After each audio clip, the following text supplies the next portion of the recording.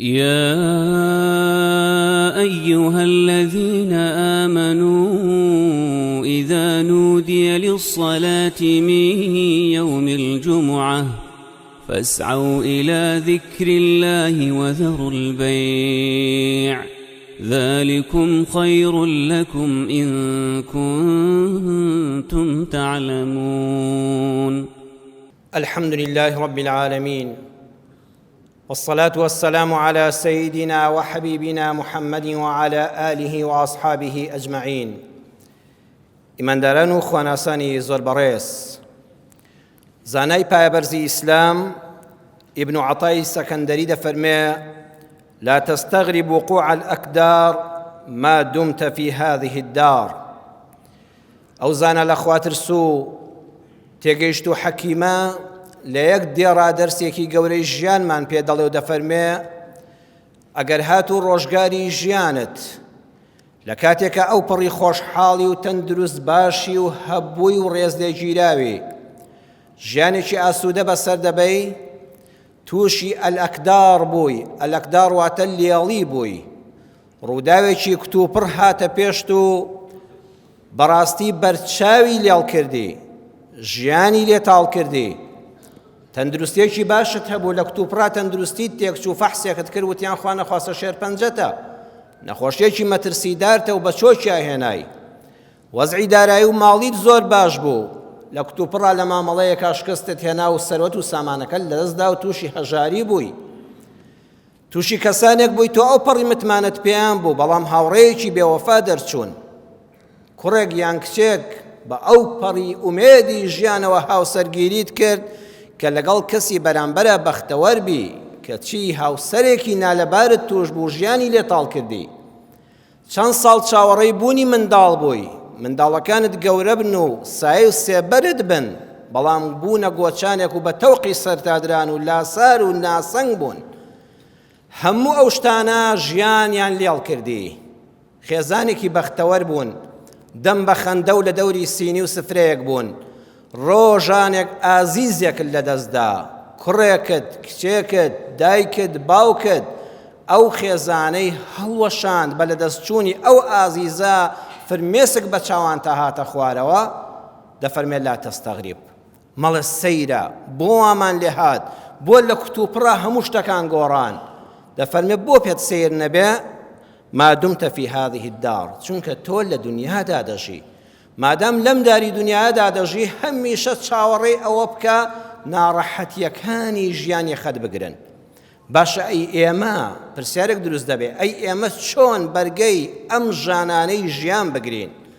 ئایا ئەو دەرمانە چییە کە چارەسەری هەموو گرفت و نەخۆشیەکانمان دەکات؟ وتاری هەینی ئەمڕۆمان لە خزمەت جەنابتان و ئیمانداران بەگشتیدا باسی ئەوەیە دەرمانی هەموو دەردەکانمان چییە؟ دەرمانی هەموو دەردەکان ئەزیزی خۆم لە وەڵاما پێت دەڵێم، خوا دوو چاوی داوە بە هەر یەکێک لە ئێمە، خوا لە ڕووناکی چاو بێبەشمان نەکات، پاداشتی ئەوانەش بداتەوە بە بەهەشت کە لە ڕووناکی چاو لە دنیادا بێبەشن. چاوی ڕاستت هەمیشە بەکار بێنە، بە هەمیشەیی دەڵێن، چونکە قیامەت هەمیشەییە، بە هەمیشەیی با چاوی ڕاستت بڕوانێ بۆ قیامەت. کات مەبە. ئێمە زۆر جار لە وتارێکی جومعەدا لە کۆڕ و دانیشتن و گوێبیستبوونی وتارێکە دڵمان گرم دەبێ و ئەزانین لە قیامەتی. نا، هەمیشە با دڵت لە لای قیامەت بێ، با چاوت هەمیشە لەسەر قیامەت بێ، چونکە وەڵڵاهی دنیا زوو تێدەپەڕێ. وترا بە نوح ئەرێ پیری پێغەمبەران، تەمەنی زۆرت بردە سەر، دنیات چۆن هاتە بەرنەزەر؟ فەرمووی خانووی دوو دەرگا بوو، فەرمووی خانووی دوو دەرگا بوو، لەم یانەوە هاتمە ژوور و لە ئەو یانەوە چوومە دەر. دنیا ئەزیزم زوو تێدەپەڕێ، بە خەیاڵی بەهەشتەوە بژی. وەڵڵاهی دەرمانی هەموو دەردەکان کە ناڕەحەتیەکانت لەسەر لا دەبا، بەردەوام بە خەیاڵی بەهەشتەوە بژی. ئەو بەهەشتەی کە خوای پەروەردگار لە سوڕەتی ئەززوخروف ئاەتی 71 دەفەرمێ: وفيها ما تشتهيه الأنفس وتلذ الأعين وأنتم فيها خالدون. الله شو وصفه كرت وبختي همو بهشتا خواده فرمي فيها لناو أو بهشتا دا كبو توي إيمان دار دياري كراوة. پەلەمەکە هەر بە مردن پێی دەگەی قیامەتی تۆ دەست پێ دەکا بەرگەی ژانەکانی ژیان بگرە لەو بەهەشتەدا هەرچی نەفس و حەزی ئینسان بۆی بچێ هەموو لە بەردەما ئامادەیە. هەر شتێک چاوت حەز بە بینینی بکە و چێژ لە بینینی وەرگرێ بۆت ئامادەیە. یعنی تەواو بیر بۆ هیچ شتێکی کەمەکە هەرچی نەفسی مرۆڤ ئارەزووی لێبێ لەم دنیادا بە خەیاڵیشتانە هاتووە. هەرچی چاوت حەز بە بینینی بکە و چێژ لە بینینەکەی وەرگرێ فیها لەناو بەهەشتا خوای گەورە بۆ تۆی ئامادە کردووە. و ئەنتم سەیری کە ڕاستەوخۆ خوا قسەمان لەگەڵ دەکا ئێوەی ئەهلی ئەم جومعە و جەماعەتە تۆی ئەهلی لا إله إلا الله محمد رسول الله جێگەت بەهەشتە و ئەنتم فیها خالدون بە نەمری تێیدا دەمێننەوە هەرگیز ئەو خۆشیەتان لێ تێک ناچێت بەردەوام لەگەڵ بەهەشتا بژی. واللهی دەرمانی دەردەکانە چونکە یەکەم هەر کەسێ بەردەوام بیری بەهەشتی هەبێ لە بوون و لە خۆشی و دەسەڵاتا بغڕانابێ بیر دەکەیتەوە خوایە ئەو خۆشیانی کە من هەمن زۆربەیان دەستکردی مرۆڤێکی وەکو خۆمن لە ئۆتۆمبیلەکەم لە خان و ماڵ و مەزرعەکەم لەو مڵک و ماڵی کە هەمە خوایە شتێک خۆت دروستت کرد دەبێت چەند خۆش بێ بەخوا ئەمەی دنیا هەر هیچ نییە قەت بغڕان هەبم بەو بوونم من چاوم لە بەهەشتە خوایە بەهەشتەکەم بەنسیب بکەی. دووەمیان هێندە حەسرەتی حەزە بە دینە هاتووەکانت ناخۆی هەر یەکێک لە ئێمە لە ژیانە کۆمەڵی حەسرەتی هەیە کە پێیان نەگەیشتووە دەی مادام چەند ڕۆژێکی ژیانی دنیاە و تێدەپەڕێ هێندە حەسرەتی بۆ مەخۆ ڕۆژێ بە هەموو ئاوات و خولیاکانت دەگەی کە لە بەهەشتایە.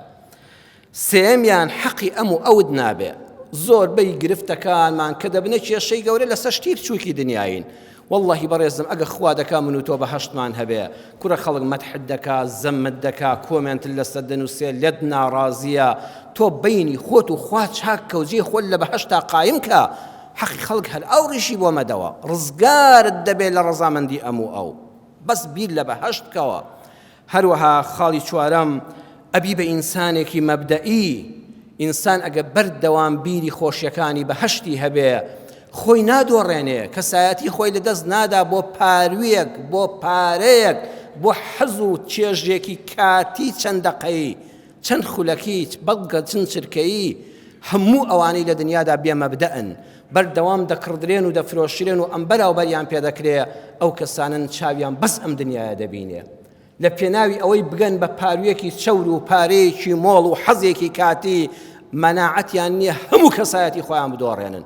بەڵام تۆی ئیمانداروانی تۆ چاول لە بەهەشتە خوای گیان هەموو ئەمانی دنیام هەبێت تێدەپەڕن بەڵام بەهەشت نەبراوەیە دەمەوێت ئەو نەبراوەیەم هەبێ. بەڵام ئەزیزەکانم خوا دوو چاوی داوینێ وتمان چاوێکت هەمیشە لەسەر قیامەت و بەهەشت بێ معنای ئەوە نییە چاوەکەی ترە لەدەست بدەیت معنای ئەوە نییە واز لە دنیا بێنی گۆشەگیر بی حەقت بەسەر دنیاوە نەبێ بەشی خۆل لە دنیا نەوێ هیچ پلە و پۆستێکن نەوێ لە دینی خوا باوەکو خۆی حاڵی بین کە دەڵێن بەردەوام با چاول لە بەهەشت و لە قیامەتەکەت بێ معنای ئەوەشە ئامانجی گەورەشت لە ژیانە هەبێ بۆشتی بچووک مەژی خەیاڵی گەورە بکە خەیاڵ و خولیا و ئامانجەکانیشت بۆ ڕەزامەندی خوا بێ لە ڕێ ڕەزامەندی خواشەوە بەهەشتەکەی خوا بەدەست دێنم چاو لێ دنیا و قیامەتت تێکەڵاو کردەوە. ئێمە زۆر جار وا حاڵی بووین ئەهلی بەهەشتی بی ئەگەر بەهەشتت بێ دەبێت دنیا نەوێ حەقی هیچ نەبێ مەرحەبایی کەس نەکەی هیچ سەرەداوێکی ئەم ژیانت بەدەستەوە نەبێ واللهی برام دینی خواوانیە بەم چاوت بۆ ڕاست بۆ قیامەت و بەهەشتت لەم چاوەشت لەسەر هەدەفی گەورە بێ لە دنیادا. لە خزمەت ژیانی یوسف پێغەمبەردا بووین سەلامی خوای لەسەر بێت دوو ئامانجی ئیمان باس کرد گەیشتینە سەر ئامانجی سێمیان بریتی بوو لەوەی یوسف پێغەمبەر سەلامی خوای لەسەر بێ خولیای گەورەی هەبوو ئینسان بە هەژاری و بەدەست کورتی و بەدەست خاڵی و بە بێپۆستی ناتوانێت خزمەتی کۆمەڵگا بکە ئاواتی ئەو بوو ڕۆژە بێتە وەزیر و دەسەڵاتداری وڵات لە وڵاتێکە تێیدا غەریبە لە سجن هاتوۆتە دەرەوە چەند ساڵ زەحمەتی و خزمەتکاری ماڵانی پێکراوە بەڵام گەنجێکە بە پشتیوانی خوا هیوایەتی ئەوەیە ئامانجی ئەوەیە ڕۆژە پۆستی وەزارەتی دەوڵەت وەرگرێ خواش بەنێتی دڵی خۆی لەگەڵی کرد والله هەموو ئەوانەی خولیات چۆن بێ لە دنیادا خوا ئەوەندە دەداتێ ئێستا هیوا هەیە حتا مردن دول لە ڕووی جەناوتان حەزی لە خزمەتکاریە والله حتا دەمری هەر حیمایە و خزمەتکارە چونکە خۆی حەزی بەوەیە هیوایە حەزی لە شتی بەغڵا و بەرزە خوا بەنێتی دڵی خۆت دەداتێ دایمەشتی بەرز لە خوا داوا بکە دەرگای ڕەحمەتی خوا فراوان و کراوەیە کاتێ پاشای میسر چاچی و پاچی و لێزانی و یوسفی بۆ دەرکەوت قال إنك اليوم لدينا مكين أمين سورة يوسف آياتي 54 وتي أي يوسف تۆ لەمڕۆ بەدواوە لەلای ئێمە خاوەنی پلە و پۆستی هەروەها کەسێکی متمانە پێکراویشی ئەگەر قورئانتان خوێندەوە هەموو جار عەرزی جەنابتان دەکەم و ئیمانداران بەگشتی لەسەر پیت بە پیت بەڵکو لەسەر وشە بە وشە و پیت بە پیتی بوەستن دوو وشەی داینێ ئەمایەتە مەکین ئەمین ئەی یوسف ئەمە پۆستەکانی وڵاتن لەبەردەستان کامیان هەڵبژێرە کەواتەی یوسف بۆ خۆی داوای پۆستی نەکرد داوای لێکرا ئەمە تەواوی وەزارەتەکانی حکومەتە لەبەردەستایە بەڵام نەک هەر ئەوەی پلەت بدەینێ ئەمین تۆ کەسێکی ئەو پەڕی دەستکراوە و متمانە پێکراوی ئێمەشی لە وڵاتی ئێمەدا و لە جیهانی ئیسلامیشدا بەگشتی بەڕێزان زۆربەی کات پۆستەکان دەدرێنە کەسانێک کە کورسەکەی وەرگرتووە پۆستەکەی وەرگرتووە بەڵام ئەمین نییە متمانە پێکراو نیە لەسەر و دەسەڵاتی خۆیەوە واللهی ناتوانێت ئیمزایەک بۆ مەسلحەتی میلەت بکە ئیلا دەبێت سەروی خۆی ئاگادارکە هەر کورسیەکت هەبوو هەر پۆست و پلەیەکت هەبوو هەر دوو باڵەکەی نەبوو مەکین و ئەمین دەبێت بەڕاستی هێز و دەسەڵاتت هەبێ هەروەها ئەمین متمانش تەواوت پێبەخشرابێ نەک بۆ مەسلحەتی میلەت هەمووی بە ئیمزایش تۆ بکرێ نەوێری بیکە ئیلا پرس بە سەروی خۆت بکەیت ئەو کاتە پێت دەڵێن کورسێکت پڕ کردوێتەوە موچەیەکی چەوریشت وەرگرتووە واللهی زۆربەی خەڵک بەداخەوە لە وڵاتی ئێمەدا بەس کورسەکە پڕ کراوەتەوە بەس موچەخۆرێکی پلە باڵا زیاد بووە ئەینە ناوێرێ بەبێ پرسی سەری و خۆی یەک ئیمزا بۆ مەسلحەتی ئەو میلەتە بکە کەواتە تۆ نوێنەری حیزبەکەتی نەک نوێنەری جەماوەری خەڵکی کوردستان مەکین و ئەمین یوسف بەو مەرجە قبوڵی کرد بەڵێ قبوڵمە ئەوە پۆستەکانی وەزارەت تەماشایان دەکەم بە بێ دوو دڵی قبوڵی کرد نەیفەرموو من قیامەتم دەوێ من بنەماڵەی پێغەمبەرانم پۆستی دنیای حرامە دەمەوێت لە ڕێی وەزارەتەوە خزمەت بەگەلەکەم بکەم بە بێ دوو دڵی سێری قورئان کە ئایەتی 55 سوڕەتی یوسف قال اجعلني على خزائن الأرض إني حفيظ عليم فەرمووی زۆر باشە پاشە مادام دەستم کراوەیە مادام سانسۆر و ڕقابەم لەسەر نییە بە ئارەزووی خۆم دەستم کراوەیە بۆ کارکردن بم کە بە سەرپەرشتیاری خەزیەنەکانی زەوی میسر بەڕاستی ئەم ئاەتە زۆر وردە ئەمە دەرمانی دەردەکانی ئێمە دەکا اجعلني على خزائن الأرض هەزار ڕەحمەت لە مەلا محەممەدی جەلیزادە مەلای گەورەی کۆیە کە لە تەفسیرەکە لە بەرگی 5 لە لاپەڕەی 7 هیچ مفەسیرێکە من نەدیوە ئەوەندە وردبێوەکە و پیاوە ئەڵێ دەفەرمێ مەلای گەورە یوسف بە حیکمەت بە زمانی شیرین بە لێزانی بە بێت تووڕەبوون و هەڵچوون بە ناڕاستەوە خۆ بە پاشایوت اجعلني على خزائن الأرض دوو ئاماژەی تێدایە لەم دێڕەدا لەم چەند وشەیەدا یەکەمیان ئەی پاشا من دەبما لێپرسرا و وەزیری دارایی و ئابووری وڵاتی میسر خزائن الأرض ئەم خەزێنەی ئەرزا لە گەنم و دانەوێڵە و هەموو بەرهەمەکانی خوای ڕەب العالەمین دروستی کردووە خوش بۆ ئەو خەڵکەی دروست کردووە کەواتە ئەو وەزارەتەی من وەری دەگرم هی حکومەتە دەفەرمێن نەک هی پاشایی ئەم خەزێنەی وڵاتە هی جەنابی پاشا و دەست و پەیوەندەکەی نییە ئەمە خەزێنەی حکومەتە بۆ میلەتیش دەبێ بەکاربێ ئەی پاشاوە نەزانی ئەمە نان و پێخۆری تۆیە و من لەسەر خەزنەکانی تۆ دانیشتوم من نوێنەری حکومەتم بۆ خزمەتی میلەت ئەگە قبوڵتە ئاوا قبوڵمە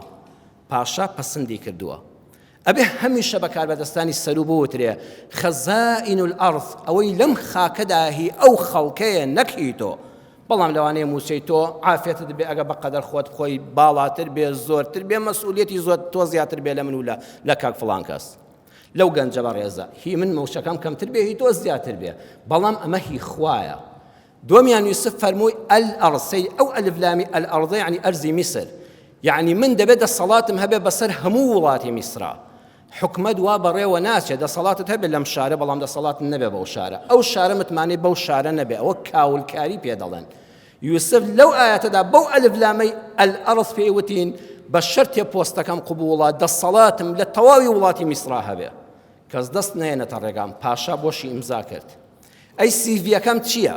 ئەی سیڤی یوسف پێغەمبەر بۆ پۆستی دارایی چییە؟ ئایا فەرمووی یەکەم قوربان من حەز دەکەم وەزیر بم چونکە من بنەماڵەم، من یوسفی کوڕی یعقوب پێغەمبەر، کوڕی ئیسحاق پێغەمبەر، کوڕی ئیبراهیمی خەلیلوڵڵا پێغەمبەرم. خۆمە هەمووی ڕاستە، بەڵام کاکە بنەماڵی تۆ بۆ پۆستی وەزیری دارایی چی ئیشێکی خەڵک تیمار دەکا؟ نە. دووەمیان فەرمووی من 7 ساڵ زیاتر زیندانی سیاسی بووم بە بوختان گیراوم، مادام دەبێت قەرەبووی زیندانی سیاسیەکەم بۆ بکەنەوە بمکەن بە وەزیر. ئێستا زۆر خەڵک یان لەبەر بنەماڵەکەیەتی یان لەبەر زیندانی سیاسیەکەی پۆستی دراوەتێ لەم وڵاتە، هێنا خۆی هیچ مواسەفاتێکیکەی نییە. یوسف لە سیڤیەکەیدا ئەوەشی نەنووسی. سێمیان فەرمووی لەبەر تەقوا و دینداریەکەمان نە. چوارەم فەرمووی من نەک زیناکار نیم، لەبەر زینا سجنم هەڵبژار، نە ئەوەشی نەنووسی. پێنجەم فەرمووی لەبەرەوەی جوان و شۆخ و شەنگ و پێکەوتم ئێستا هەڵدەبژێرێ بۆ پەرلەمان بەتایەتی یافرەتان بەس لەبەر جوانیەکەیەتی شۆخ و شەنگەکەیەتی، ئەوانە سوود بە میلەت ناگەێنن. هیچی باز نەکرد، فەرمووی حەفیظ عەلیم. جا سەیری وردی قورئان کەن، نەیفەرموو ئەنا حەفیظ عەلیم. ئەنا لە حەفیظ عەلیم یعنی من، ئینی یعنی بەتەئکید من. جەنابی پاشا بەویستی خوای رب العالمین تەواو لە خۆم دڵنیام کە دوو سیفەتم تێدایە. حەفیظن بەڕاستی من زۆر کەسێکم ئەمانەت پارێزم، پارێزگاری لە سەرۆت و سامانی ئەم وڵاتە دەکەم، خەمخۆرم، دڵسۆزم، دڵنیا بە خیانەت بە کەس ناکەم. ئەو ماڵە برەو پێدەدەم، پارێزەرێکی دڵسۆزی خەمخۆری حەڵاڵخۆرم. دووەمیشیان عەلیم، کەسێکیشم شارەزام، زۆری شارەزام لەو کاری کە پێم دەست پێردرێ، ئەزانم چۆن ئەم خەڵکە لە گرانی و نەبوونی ڕزگار دەکەم و میلەت دەبوژێنمەوە. ئەم ئاەتە قورئانی پێوتین کەسێک سوودی بۆ میلەت دەبێت کە پۆستێکی بەدەستەوەیە، جا نەک پۆست. ئەمە بەڕێزان لە کرێکارێکەوە دەگرێتەوە حتا سەرۆکی وڵات. هەر کەسێک سەرەداوێکی بەدەستەوە بوو، ئیشی من و تۆی کەوتە دەست، واللهی ئەگەر کەسێکی دڵسۆز بوو بۆ ئیشەکە و خەمخۆر و ڕازگۆ و حەڵاڵخۆر بوو، دووەمی شارەزا و پسپۆڕی ئیشەکە بوو، تۆ لە دەستی دەحەسەیەوە. هەموو گرفتی وڵاتی ئێمە کە هەمومان دەردەدار و لێ قەوماوین هی ئەوەیە کرێکارێک دێنی ئیشت بۆ دەکا، جاری وایە واللهی دڵسۆزە، والله حەڵاڵخۆرە، خەمخۆرە، بەڵام بەو خوا لێی نازانێ. کاکە لێی نازانی ئیشەکە لێ سەقەت دەکا، ماڵت وێران دەکا. هیوا هەیە بلێزانە، ئیشەکە زۆر چاک دەزانێ، بەس بەو خوای خەمخۆری ئیشەکە نییە، خەمی حەڵاڵ و حەرامی نییە. چەند کەسم بینیوە من خۆم لە ئیش و کاردا ڕۆژانە کار دەکەم، واللهی ئەوەندەی چاوم لێ غافڵ کردو هاتوومە مزگەوت چوومەوە، سەیەکەم کوڕەکەی خۆی فێری ئیشکردن دەکا لە خانۆکەی تۆدا، براکەی خۆی فێری ئیشکردن دەکا، کاشی پێدادەنێت، لەبغی پێدەکا، وەستایی پێدەکا، هەموو شتێکی پێدەکا، یعنی خۆی لەوێ لێی دانیشتووە بە کوڕەکەی لە تۆ وەرە فێر بە، یا برا تۆ بە خۆت دەزانی، بەس غەدرەکەی خانووی کابرات سەقەت کرد هەتا مردن تیا ناحەسێتەوە. ئەچێ لای فیتەرێک لە شساغ بە ئۆتۆمبیلەکەی دەدەیتە دەست، ئەو بۆ خۆی بە دیار مۆبایلەوە لەسەر کورسێک دانیشتۆ شاگردەکەی فێر دەکا، ژیانی سیارەکەی تۆ هەڵدەوەشێنێ نوێی بڕوەکە نازان لەکوێ بەستێتەوە. من پارە دەدەم بە تۆ ئیشەکەم بۆ بکەی، نەک منداڵک بنێری سیارەکەم بۆ هەڵوەشێنێ. هەر یەکێک لە ئێمە ڕۆژانە گرفتاریەوەین. بەڕێزان پێوەری نانی حەڵاڵ بەوە مەخەڵەتە سیواکەکەی نیومەرتە درێژە و ڕیشی تا ئێرە هاتووە و سیمای ئیسلامەتی چۆنە. سەیری دوو سیفەتکە، منیش و تۆش خوا ڕەحممان پێ بکە. پێوەری نانی حەڵاڵ ئەم دوو شتەیە، حەفیظ عەلیم. هەر ئیشێکت وەرگرت، هەر موچەیەکت وەرگرت، بە دڵسۆزی کارەکە بکە، بە حەڵاڵی بیکە، خەمخۆری ئیشەکە بە، خاوەنی لەوێ بێ و لەوێ نەبێ ئاوا کار بکە، حکومەت ڕەقابەی لەسەرت هەبێ و لەسەرت نەبێ و کامیرە کوژابێتەوە هەڵبوو بێ، تۆ بە یەک ڕێتم کار بکە و چاودێری خوا لەسەر خۆت ببینە. خەمخۆر بە، دووەم شارەزا بە. چەند کەس هەیە گرفتاری ئەوەیە دەچێتە لای دکتۆرێک، خۆ دکتۆرەکە دڵسۆزیشە، وەڵڵا حەڵاڵخۆریشە، موسڵمانیشە، بەڵام کاکە وەڵڵاهی شارەزایی لەو نەخۆشیە نییە. چ دکتۆرێکتان بینیوە بڵێ کاکە بڕۆ بۆ لای دکتۆرێکی تر من لێی نازانم، وەڵڵا عەمەلیاتت دەکات، ناوجەرگت دڵت دێنێتە دەرەوە، سەقەتت دەکات. چەند کەس لەم وڵاتەدا دکتۆری ئەم وڵاتە سەقەتی کرد، ئەچێتە وڵاتێکی پێشکەوتووی دنیاڵەن کاکە وەڵڵاهی تۆ هەر نەخۆشیێکی وا نەبووە، ئەمە سەقەتیان کردووی، کەواتە ئەی دکتۆر نانەکەت حرام بوو. یان شارەزایە تەواو پسپۆڕە تێیدا، بەڵام لەگەڵ مختەبەرەکە شەریکە، لەگەڵ دەرمانخانەکە شەریکە، ئەمین و دڵسۆزی ئەم نەخۆشە نییە، بڵێ کاکە ئەو هەموو دەرمانە ناوێ، کاکە وەڵڵی ئەم هەموو فەحس و فحوساتە ناوێ، شتەکە دەوەند واد لێ قورس دەکا بۆی پارەی زیاتر لێ بکێشێتەوە، دوای دوو مانگی سەرم لێدەوە. هەر کاسبێک حەفیظ عەلیمی تێدا نەبێت لە کرێکار بۆ وەزیر و سەرکردەی وڵات، وەڵڵاهی ئەو نانە حرام دەبێت. یوسف پۆستەکەی وەرگرت و خەڵکی حەساندەوە. کۆتایی وتارەکەم ئەوە دەڵێم دوو شتی تر هەیە دەرمانی دەردەکانی ئێمە دەکات لە مەراقی دنیا ڕزگارمان دەکات. یەکەمیان زمانمان. سەیری قورئانکەن هەل لە باسی یوسف پێغەمبەرە فلما كلمه قال إنك اليوم لدينا مكين أمين. كاتب پاشا قسەی لەگەڵ کرد. زمانی خۆت بەختەوەری خۆتی پێوەیە، زمانی خۆت نەهامەتی خۆشی پێوەیە. فلما كلمه کاتێ پاشای میسر قسەی لەگەڵ یوسف کرد بۆی دەرکەوت بەڕاستی گەنجێکی زمان شیرین، ئینسانێکی ڕازگۆ، کەسێکە مجامەلە و ماستاوچێتی لە قسەکانی دانیە، بەڵێ بەڵێ قوربان ناکا خێرا خێرە. لەگەڵ ئەوەدا قسەکانی ڕاست و ڕەوانن، کەسێکی ڕوشکێنیش نییە، ڕێزی کەسی بەرامبەریش زۆر دەگرێ. هەروەها پاشا بۆی دەرکەوت ئەم گەنجە زمانی و دەرونی و ڕوخساری یەکێکە. ئەگەر دەتەوێت لە دنیادا گرفتەکانت حەل بن و دەرمانی دەردەکانت هەبێ، با زمانت لەگەڵ ڕوخسارت لەگەڵ دەرونت یەک بێ. نیفاق و دووڕوویی با لە قسەکان و لە زمانتانە بێ. خاڵی دووەم کە یوسفی لە چاڵەوە گەیاندە پۆشت کۆشکی وەزارەت، خوا هەموو دەرگایەکی ڕەحمەتی لێ کردەوە، دوعای باوکو دایکی بوو. ئەو هەموو ساڵە 25 ساڵ بۆ 30 ساڵ یعقوب یەک چرکەش لە کوڕەون بۆکەی غافڵ نەبوو. بەردەوام دوای هەموو نوێژێک لە هەموو شەو نوێژێکە بەردەوام دوعای بۆ یوسف دەکرد، یا ڕەبی خوا ئەو کوڕم پارێزی و بە ئاواتی خۆی بگەێنی. خوا هەموو دوعاکانی ئەو باوکەی وەرگرت و یوسفی بە ئاواتەکانی خۆی گەیاند. تۆی باوکی بەڕێز، تۆی دایکی بەڕێزش، دوعاکانت بۆ ئەولادەکانت گیرا دەبێ، پاڵپشتی منداڵەکانت بە دوعا و پاڕانەوە لە خوا. با ئێمەش ئەوەندە ئەولادێکی ساڵح بین، وا خۆشەویست بین لای باوک و دایکمان، لە هەموو کات و ساتێکا دوعای خێرمان بۆ بکەن. دکتۆر حەسان شەمسی پاشا لە یەکێک لە کتێبەکانیدا بە ناوی قیمە منتەهوی النەجاح لە لاپەڕی 80 دەفەرمێ ئافرەتێکی بە ساڵاچووی بە تەمەنم بینی، ئافرەتێکی دەم بە زیکر و قورئان خوێندن و نێوچاوان نورانی، ئەو ئافرەتە دە منداڵی بەخێو کردبوو. دە منداڵ بەڕاستی پەروەردەکردنی دە منداڵ زۆر قورسە. 6 کوڕ و 4 کچی هەبوو، بەڵام ئەم کوڕ و کچانە بەڕاستی خواناز بوون، بەڕاستی ئەهلی مزگەوت بوون، بەڕاستی حرمەتی خەڵکیان دەگرت، بەڕاستی هەر پیشەیەکیان هەبوو حەقی خۆیان پێدەدا و حەفیظ و عەلیم بوون لە ئیشەکەی خۆیاندا، بەڕاستی موتیعی دایک و باوکیان بوون. چوم سڵاوم لێ کرد وتم دایگیان ڕەحمەتی خوا لێ بێ، یا ڕەبی خوا لێت ڕازی بێ کە ڕۆژانە خەڵک چەند جار بەو کوڕ و کچانە دەڵێ 1000 ڕەحمەت لە دایک و باوکتان بێ. 6 کوڕ و 4 کچت ئەوا پەروەردە کردووە چیت کردووە؟ وتی وەڵڵی هیچم لە زیاد لە خەڵک نەکردووە، بەس لە مناڵیەوە منداڵەکانم دایمە گوێیان لێ دەگرم، بە ناوی ڕێزدارەوە بە کاکە و دادە بانگیان دەکەم، گوێ بۆ گرفتەکانیان ڕادەگرم و هاوڕێیان دەبم، بۆی لە دەرەوەی ماڵەوە نەبن بە هاوڕێی خەڵک. بگە قسەیەکیان هەبوو کچەکانمیان کوڕەکانم با بۆ من و باوکیان بکەن، پەنا بۆ خەڵک نەبن، بەردەوام هاوڕێم لەگەڵیانە، ئەمجا دایک و باوکیان بووین لەگەڵیانە. ئەوەش دڵم پێی خۆشە و خوا دڵی نەشکاندوم. واللهی لەو کاتەوە یەکەم مناڵم بووە، حتا ئێستاش کە دە مناڵم هەیە و خاوەنی ماڵ و خێزان و عایلەی خۆیانن، دوای هەموو نوێژێک لە هەموو شەو نوێژێکە لە هەموو وەختی دوعا قبول بوونێکا دەڵێم یا ڕەبی خوا دووشت بە مناڵەکانم بەخشی، یا ڕەبی خوا هیدایەتیان بدەی بۆ دینی ئیسلام، یا ڕەبی خوا بەختەوەریان کەی. ئیتر هیچ دوعایەکیکە ناکەم. ئەی چ دوعایەکی گەورەیە، یا ڕەبی خوایە مناڵەکانم هیدایەت دەی بۆ دینی ئیسلام، بەخوا کە دیندار بووی هیدایەتی دینی ئیسلامت وەرگرت ئەو پەڕی بەختەوەری.